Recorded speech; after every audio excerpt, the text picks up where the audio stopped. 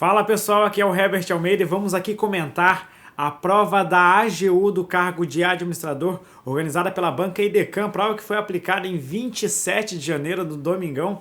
E nós já vamos trazer aqui o nosso gabarito extraoficial. Então, só passando para vocês, eu estou comentando essa prova antes de a banca divulgar o gabarito preliminar dela. Só que desde já, mesmo antes do gabarito da banca, né, eu já vou mostrar para vocês a possibilidade de recurso em uma questão que ao meu ver foi bem mal elaborada. Inclusive eu vou trazer aqui as minhas críticas a essa questão, e as demais eu tenho quase certeza que nós não teremos nenhuma surpresa, porque a maioria delas ou é cópia da legislação ou é uma doutrina bem consolidada. Então nós só devemos ter problemas mesmo no gabarito de uma das questões da prova de direito administrativo. Pessoal, a prova que eu estou comentando aqui é a prova azul, e as questões de administrativo elas estão meio que espalhadas, não estão numa ordem precisa das questões. Por isso que vocês vão ver eu pulando aqui algumas questões, é que as questões que eu estou pulando não são de direito administrativo. Tem umas questões lá que você pode ir lá, professor, mas isso aqui não é administrativo? É que são questões que estão ali no meio do caminho entre o administrativo e também o direito constitucional. Aí eu não vou comentar essas questões não, só vou comentar aquelas que efetivamente são de direito administrativo. Então, de olho no nosso quadro, começando a falar aqui, a trazer o gabarito, o comentário das questões da AGU.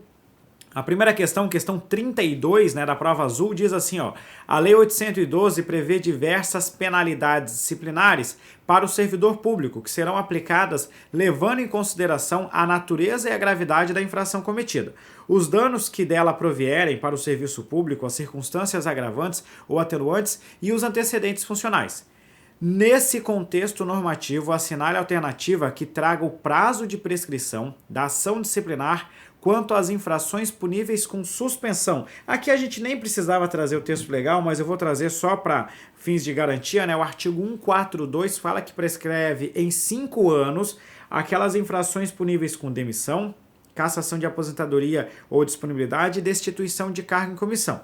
Em 2 anos quanto à suspensão e em 180 dias quanto à advertência. Como a questão aqui perguntou sobre a suspensão, né? Questãozinha bem tranquila. Normalmente, algumas bancas, quando querem complicar um pouquinho mais, elas colocam uma situação que ensejaria a suspensão, e aí sim você tem que marcar qual que é o prazo. Mas eles não dizem que aquilo é exatamente a suspensão. Eles dão a situação, aí você tem que saber que aquela situação enseja suspensão para depois marcar 2 anos. Então essa ficou bem tranquilinha mesmo, prazo de 2 anos, gabarito alternativa C. Agora a gente dá um pulinho lá para a questão 35. Com base na organização da administração pública federal, assinale a alternativa que indique a entidade que é considerada agência executiva. Eu vou fazer 3 críticas quanto a essa questão. Primeira crítica, pessoal, a gente já está aqui em 2019, está na hora dos nossos avaliadores começarem a cobrar assuntos que realmente busquem avaliar conhecimento. Agora me dizer qual entidade que é uma agência executiva, qual nível de conhecimento que uma questão dessa aqui está fazendo, né? Essas questões que perguntam quais entidades são empresas públicas, quais são sociedades de economia mista, como se o concurseiro tivesse que sair olhando aquela lista dentro de um site qualquer e decorar aquilo para fins de prova. Ora, se algum dia um servidor público necessitar dessa informação, ele vai buscar isso num banco de dados e já vai ter a resposta de pronto, até melhor do que trazendo aqui numa prova. Então essa é a minha primeira crítica. A segunda crítica, agora já falando da questão propriamente dita, e para indicar para vocês por que essa questão, ao meu ver, é passível de recurso. Pessoal, não existe, ou pelo menos eu não encontrei nenhuma, né? Não existe uma lista pública divulgando quais que são as agências executivas. O que é uma agência executiva? A agência executiva é uma autarquia ou fundação pública qualificada como agência executiva. O problema é que essa qualificação é feita por cada ministro supervisor da área de atuação da autarquia ou fundação. E a legislação que regulamenta isso, que é uma legislação bem antiga, né? E ao meu ver isso aqui já está até em desuso. Hoje em dia você não vê ninguém falando em qualificar uma entidade como agência executiva. Na época tinha que ter a anuência do Ministério da Reforma do Aparelho do Estado, o MARI, que hoje não existe mais. As atribuições do MARI foram incorporadas pelo Ministério do Planejamento e hoje a gente também não tem mais Ministério do Planejamento. Acabou de mudar isso para Ministério da Economia. Então, assim, é uma coisa que está em desuso essa qualificação em agência executiva, não tem nem mais muito o porquê de fazer essa qualificação, mas tudo bem, vamos avançar um pouquinho mais. Não tem uma lista oficial das agências executivas. Esse é o primeiro grande problema. Aí você começa a procurar quais entidades dessa aqui estão qualificadas ou não como agência executiva e você vai encontrar indicativos que o IBAMA e também o Inmetro, as duas entidades são consideradas agências executivas. Eu vou colocar aqui na descrição desse vídeo e já coloquei lá no artigo do Estratégia Concursos, no artigo que eu fiz o comentário em texto, eu já coloquei aqui os 2 artigos que você pode utilizar para fundamentar o seu recurso, para mostrar que tanto o IBAMA como o Inmetro já receberam qualificação como agência executiva, tá? Esse é um ponto que a gente pode mostrar para indicar a possibilidade de recurso. Tem outro ponto aqui que a ANP e a Anatel, elas são agências reguladoras. Eu só quero trazer para vocês, para não fazer uma confusão, que agência reguladora e agência executiva não são conceitos excludentes, né? Não quer dizer, se você é agência executiva, você não é agência reguladora e vice-versa. Não, não existe essa exclusão, até porque são situações distintas. Apesar da gente estudar normalmente lá naquele mesmo bloco, uma coisa é você ser agência reguladora, que não te impede de ser qualificada como agência executiva. Afinal de contas, a agência reguladora nada mais é do que uma autarquia e quem pode ser qualificada como agência executiva são as autarquias. Mas eu desconheço alguma informação que qualifique a ANP e a Anatel como agências executivas. Existem alguns textos na internet que vão dizer que foram publicados textos visando a qualificação do INSS como agência executiva, mas eu não encontrei nenhuma informação oficial que qualifique o INSS como agência executiva. Portanto, para mim essa questão aqui cabe recurso. Para mim, tanto a letra A como a letra E estão corretas e, além disso, a falta de uma relação oficial prejudicaria o aluno quanto ao julgamento dessa questão. Vamos agora para a questão 38, a gente pulou mais algumas questões que não eram de administrativo e vamos para essa aqui, que fala assim, a Lei 812 dispõe sobre o regime jurídico dos servidores públicos civis da União, das autarquias e das fundações públicas federais. Nesse contexto normativo, assinale o que não é considerado requisito básico para investidura em cargo público. Aqui você pode ir lá na nossa Lei 812 e lá na Lei 812 você vai no artigo 5º e lá no artigo 5º nós vamos ter os requisitos básicos para investidura em cargo público. Nacionalidade brasileira aparece lá, ainda que a gente saiba que existe a possibilidade também do ingresso de estrangeiro, que está no artigo 5º, parágrafo 3º da Lei 812, mas genericamente nacionalidade brasileira é um requisito para investidor em cargo público. Aptidão física e mental, gozo dos direitos políticos, idade mínima de 18 anos e você tem que estar quite com as obrigações militares e eleitorais. Até aqui tudo certo. O problema foi o fiscais. Esse fiscais aqui invalida a letra E e por isso o gabarito é a letra E. Afinal de contas, a questão quer saber aquela que não é considerada um requisito básico. Gabarito então da 38, letra E. Vamos avançar agora para 39, sobre os contratos administrativos. Aqui o IDECAM foi lá nos detalhezinhos da nossa lei de licitações, lá no artigo 78, 79, 80, para trazer a resposta dessa questão. Então vamos avançando aqui. Primeira letra A, nós temos que marcar a incorreta aqui, então vamos lá. A rescisão administrativa ou amigável deverá ser precedida de autorização escrita e fundamentada pela autoridade competente. Artigo 79, parágrafo 1º, essa aqui está correta. Vamos lá, letra B. A letra B diz que é permitida a administração, no caso de concordata ou do contratado, no caso de concordata do contratado, manter o contrato podendo assumir o controle de determinadas atividades de serviços essenciais. Está no artigo 80, parágrafo 2º. Se houver concordata do contratado, se houver nessa situação, a administração pode manter aqui o contrato e assumir a prestação de determinados serviços ou controle de determinadas atividades essenciais em prol do princípio da continuidade do serviço público. Letra C, o fundamento está lá no artigo 79, inciso 2, que dispõe que a rescisão poderá ser amigável por acordo entre as partes, reduzida a termo no processo da licitação. Reduzida a termo é escrita, escrita e assinada pelas partes, desde que haja conveniência para a administração. Artigo 79, inciso 2, fundamenta a letra C também como correta.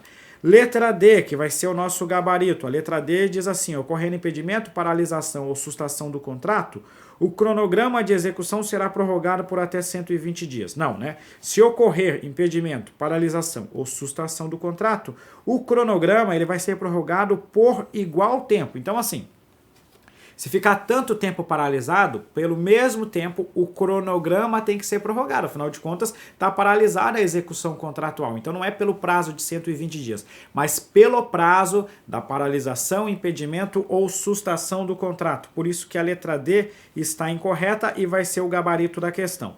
A letra E, a administração rejeitará, no todo ou em parte, serviço ou fornecimento executado em desacordo com o contrato. É a redação do artigo 76. Afinal de contas, eu tenho que receber o projeto, o contrato, exatamente como contratado. Então, se vier alguma coisa fora do que foi contratado, em desconformidade, eu vou rejeitar no todo ou em parte aquele objeto do contrato. Então, por isso que a letra E está devidamente correta e o gabarito vai ser a letra D, que é a única incorreta entre as alternativas. Questão 40. A Lei 8666, que é a Lei de Licitações, prevê como modalidades licitatórias a concorrência, a tomada de preço, convite, concurso e o leilão. Nesse cenário, assinale a alternativa que apresenta a modalidade de licitação cabível para concessão de direito real de uso, que envolva valor inferior a R$80 mil. Pessoal, se a gente for no artigo 23, parágrafo 3º, nós vamos ver que a concorrência, ela se aplica a qualquer valor do objeto da contratação, se aplica a compra ou alienação de bens imóveis, se aplica às concessões de direito real de uso e ainda se aplica às licitações internacionais, ressalvadas as exceções previstas em lei. Então, independentemente do valor, quando estiver falando de concessão de direito real de uso, a modalidade de licitação é a concorrência. Aí o aluno vai me perguntar, professor, mas aqui ela falou inferior a R$80 mil e você está me dizendo que é para qualquer valor. Olha, a questão perguntou o seguinte, olha, se eu vou fazer uma licitação para uma concessão de direito real de uso de menos de R$80 mil, qual é a modalidade? Vou te perguntar isso no mundo prático. Você é um assessor e aí te perguntaram qual modalidade eu adoto para essa concessão de direito real de uso para menos de R$80 mil. Ora, é a concorrência. Não importa qual o valor, se é menos de 80 mil, 80 mil ou mais de 80 mil, em qualquer uma dessas situações, é a concorrência. Então a pergunta, qual que é a modalidade que você tem que adotar para esse caso descrito no enunciado? É a concorrência. Ah, professor, mas ela colocou somente para menos de 80 e não me importa o valor? Exatamente, não me importa o valor. Se eles colocassem ali 1 milhão, também seria concorrência. Se colocasse 10 milhões, também seria concorrência. Então foi uma pegadinha da banca. Graças a Deus foi uma pegadinha da banca, porque se não fosse pegadinha, se aquele valor realmente importasse para alguma coisa, eles estariam usando os valores antigos. E aí a gente teria um problemaço aqui, né? Porque o edital da AGU, como é posterior à alteração dos valores, deveria cobrar os valores novos. Mas assim, não vamos entrar nessa seara, porque não nos importa se era valor antigo ou novo. Independente do valor, seria a concorrência a modalidade de licitação. Gabarito letra C. E agora, para fechar, a questão 41, sobre os atributos e da classificação dos atos administrativos. Letra A. Os atributos dos atos administrativos são números clausos, a saber, autoexecutoriedade e presunção de veracidade. Errado, né? Quando ela fala números clausos, é que ela vai trazer aqui todos. São exatamente esses aqui. Não, mas a gente tem mais além destes, né? Nós temos a presunção de legitimidade, a gente tem a imperatividade, a tipicidade. Para aqueles autores que separam a autoexecutoriedade, tem a exigibilidade e também a executoriedade. Então não é números clausos esses dois que eles trouxeram. Letra B. A presunção de veracidade é atributo presente em todos os atos administrativos, gozando de natureza absoluta iuris tantum. Aqui, ó, se troca esse absoluta por um relativa, a questão fica correta, porque o engraçado é o seguinte, eles trocaram o absoluto, mas deixaram o latim correto. Então, é iuris tantum, né, que é a que significa a presunção relativa. Então, o erro é só o absoluta que aparece ali no meio. O que quer dizer que seja uma presunção relativa ao iuris tantum? É aquela presunção que admite prova em contrário. Você pode provar que é falso aquilo que está sendo alegado. O gabarito da letra B é errada. C. A cobrança de multa aplicada pela administração é exemplo clássico de ato provido de autoexecutoriedade. Errado.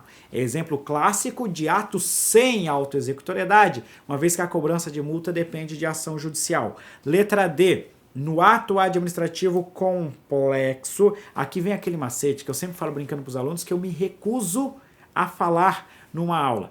Complexo rima com o quê? Rima com um negócio que você só consegue fazer em 2 ou mais pessoas. E nessa situação é que a gente tem o ato complexo, porque o ato complexo você tem 2 ou mais órgãos e esses 2 ou mais órgãos se unem para fazer um único ato administrativo. Isso é o ato administrativo complexo, né? O complexo, 2 ou mais pessoas ou 2 ou mais órgãos para um único ato. Agora, quando a gente fala de ato composto, o ato composto é que é formado por 2 atos. No ato composto, você tem um ato principal e um ato acessório. Então, a letra D não tratava do ato complexo, mas sim do ato composto, e por isso que está errada.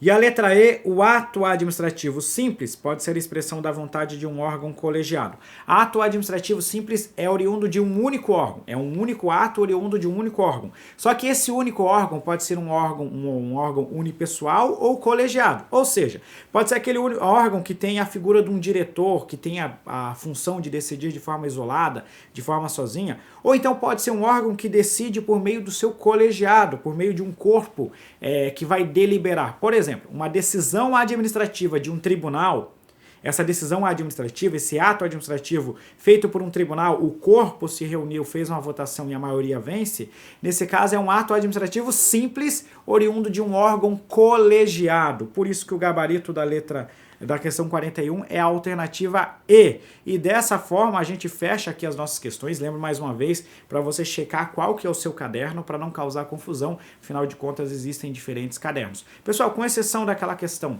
do Inmetro e do IBAMA, todas as demais estavam bem tranquilas. Beleza, rapaziada? Agradeço muito por ter nos acompanhado até aqui. Um grande abraço e até a próxima. Valeu!